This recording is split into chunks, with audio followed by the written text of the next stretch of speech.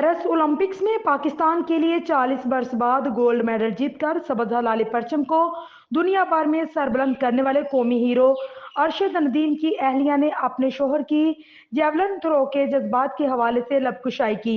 गुज़िश्ता रोज कौमी हीरो अरशद नदीम के एजाज में वजीर आजम शहबाज शरीफ की जानिब से वजीर आजम हाउस में इस्लामाबाद में पुरवकार तकरीब का एहतमाम किया गया, जिसमें वफाकी वज़रा और अरशद नदीम के अहले खाना भी शरीक हुए। तकरीब की खातून मेजबान की जानिब से अरशद नदीम की अहलिया से पूछा गया कि आप कितना पुरुम्मीद थी कि अरशद गोल्ड मेडल जीत लेंगे, जिसका मुख्तसर सा जवाब देते हुए अरशद नदीम की अहलिया का कहना था कि बहुत ज्यादा। इसके बाद प्रोग्राम के दूसरे मेजबान की जानिब से अरशद नदीम की अहलिया से पूछा गया कि जब इतने बड़े इवेंट में अरशद नदीम थ्रो फेंक रहे थे तो क्या आपको भी टेंशन थी।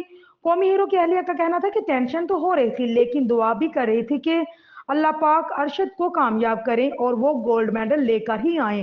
पाकिस्तान के लिए पूरी पाकिस्तानी कौम की भी दुआएं उनके साथ थी, उनके वालिदैन की भी और हमारी भी दुआएं उनके साथ थी। एक सवाल के जवाब में अरशद नदीम की अहलिया का कहना था कि जब कभी अरशद नदीम हिम्मत हारते थे तो हम उनकी हिम्मत बांधते थे और उनसे कहते थे कि आपने हिम्मत नहीं हारनी, आपके पीछे पूरी कौम के माँ बाप की दुआएं हैं। तो फिर उनका हौसला बढ़ जाता था।